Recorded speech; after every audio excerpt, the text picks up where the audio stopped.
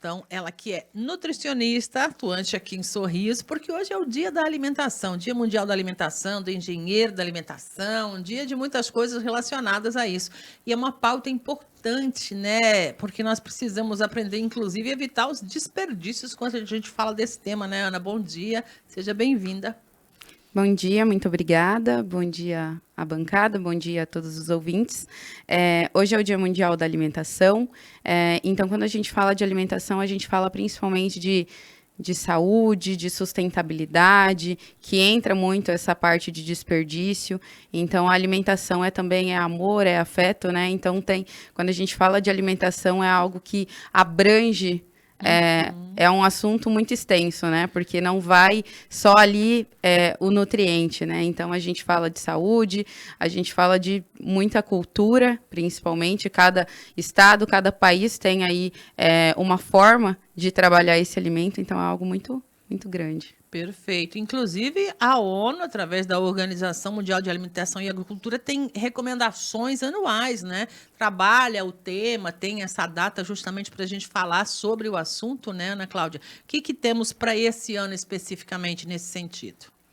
Então, todo ano eles abordam realmente um tema que é para trazer ainda mais ênfase em cima dessa sustentabilidade, em cima da segurança alimentar, porque hoje, apesar de ser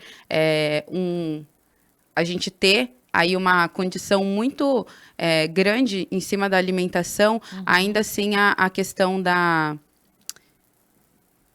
Pessoas que têm dificuldade do Isso, a acesso ao segurança alimento, alimentar ainda é algo pessoas muito passando complicado. fome. Eu estava olhando até um dado e eu tinha visto que uma média de 600 milhões de pessoas por ano acabam tendo essa contaminação. E esse ano eles estão trabalhando principalmente a água, né? A água que é uma média de 60% a 70% da água consumida no mundo, ela é voltada para a produção de alimentos, né? Então a gente vê esse consumo em cima de frigoríficos, a questão até das hortaliças, né? Então que a gente tem hoje hidroponia, a gente tem irrigação, então tudo isso, 60% a 70% dessa água que a gente utiliza no mundo, ela é voltada para essa produção de alimentos. Então ela é abordada tanto como um tema de desperdício, desse cuidado mundial que a gente tem que ter, mas é também uma segurança e a qualidade, né?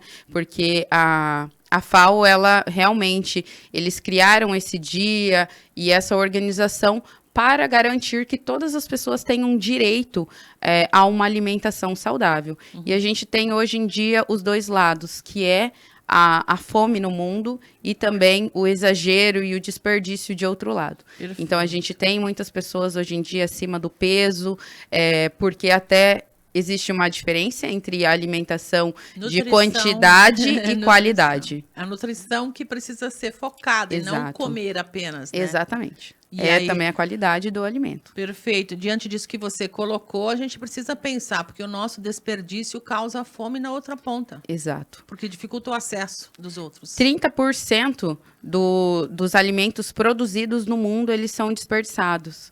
Então, é uma quantidade muito grande, visto que a gente ainda tem um terço da população mundial passando fome. Justamente os 30% que vai fora por descuido, muitas vezes, por não utilizar corretamente. E hoje em dia, a gente tem também uma questão que é gerada por desperdício, também pela condição padrão de beleza, muitas vezes, dos alimentos. Uma fruta que chegou ali, uma mercadoria que às vezes ela tem uma manchinha, isso não está interferindo numa condição de nutricional, da qualidade do alimento, mas ela não está dentro do padrão de beleza para os consumidores. Então, muitas vezes, isso, para o comerciante, ele é descartado. E a gente sabe que, dependendo da condição, realmente não pode ser doado. Então, isso vai para o lixo. Diga, Milena. O que ela estava falando com relação ao desperdício e com relação à qualidade do alimento, né? A gente vê muito que o Brasil, por exemplo, ele tem um índice altíssimo, né, de desperdício. Inclusive, a gente estava conversando antes dela vir para o ar sobre isso, e que muitas vezes as pessoas não se programam na forma correta de da doação desse alimento, quando sobra, né? Não sabe para onde levar, o que fazer com esse alimento. E o desperdício acelera o consumo. Porque daí Isso. ela compra mais do que precisa, joga fora, vai lá e compra novamente, né? E aí tem que produzir mais. Exatamente. Exato. E aí é o que acontece? Como que a gente... Hoje eu atuo também como personal chef, que é algo que é exatamente para trabalhar. O que você faz ali? Quando você tem esse cuidado com uma lista de compras, que você vai comprar aquilo que você precisa, você vai comprar dentro da qualidade que você precisa, então você vai fazer boas escolhas. Você ter uma organização, o que vai ser preparado, qual que é a quantidade que eu tenho que fazer dentro do número de pessoas da minha família, e isso faz com que você não jogue também comida fora, você não desperdice, ter esse conhecimento básico, até mesmo de armazenamento, porque muitas pessoas terminam de almoçar, o que sobrou vai para o lixo, né? Então, você ter essa noção básica de como eu armazeno, qual é a quantidade, o tempo que eu posso deixar ali. Então, isso vai ajudar muito também a você não desperdiçar dentro da sua própria casa. Então, isso vai fazer com que, se você consome mais, a demanda aumenta, você consumir também alimentos sazonais faz com que você tenha um custo-benefício muito melhor, uma qualidade dentro dos alimentos, porque, consequentemente, quando eles é um produto ali da época, ele vai nascer de forma mais natural. Então, ele vai exigir menos insumos, né? Menos veneno. Então, ele vai ter uma qualidade muito melhor. Então, hoje a gente tem, até na nossa cidade, tantas feiras aí de produtores, pequenos produtores rurais, até mesmo a gente tem ali na qualidade mesmo de indústrias, a gente tem frigoríficos, a gente tem aqui indústria de pão, a gente tem tantas feiras.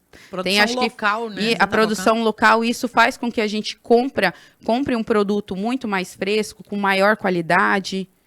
E inclusive, ela estava falando sobre a beleza do alimento, e muitas pessoas têm uma visão equivocada sobre essa beleza do alimento, que muitas vezes o alimento que é orgânico, ele é mais feinho, ele é menorzinho, só que ele é mais saudável, né? E muitas vezes aquele tomate grandão, aquela fruta bonitona, tá cheio de produto para ela produzir na época que não é de produzir, né? Para ela chegar no mercado daquela maneira, né?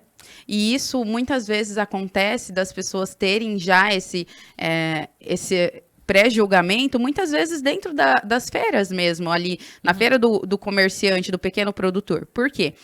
O feirante, ele geralmente ele trabalha, é uma agricultura familiar, é pequena, e ele vai fazer o quê? Ele muitas vezes vai plantando os alimentos de acordo com aquela sazonalidade. Tá na época agora, tá bom de plantar uma mandioca, tá bom de plantar um feijão. Então, ele vai plantando de acordo com aquela necessidade.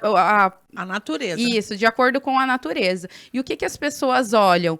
Muitas vezes o produtor ali, o pequeno produtor, ele não faz essa seleção tão grande como um supermercado. Então, ele leva o tomate que nasceu tortinho, que veio menor. Então, as pessoas muitas vezes têm o olhar de que o feirante ali na feira, ele leva coisa de má qualidade, leva produtos feios, né? E não tá perdendo nada de qualidade, até porque muitas vezes um tomate ou qualquer outra verdura, algumas frutas que a gente vai comprar, a gente não vai tá exibindo, a gente não vai, claro, se você for leva para consumir, né? Exato, você vai picar. Então, de tomate. Quando você às vezes ali no final de ano, quando você vai utilizar uma fruta com maior exposição, fazer uma cesta de frutas. Aí você concorda, você tem uma seleção maior, mas muitas vezes quando você vai utilizar no dia a dia, a gente dá preferência para esses produtos de sazonalidade.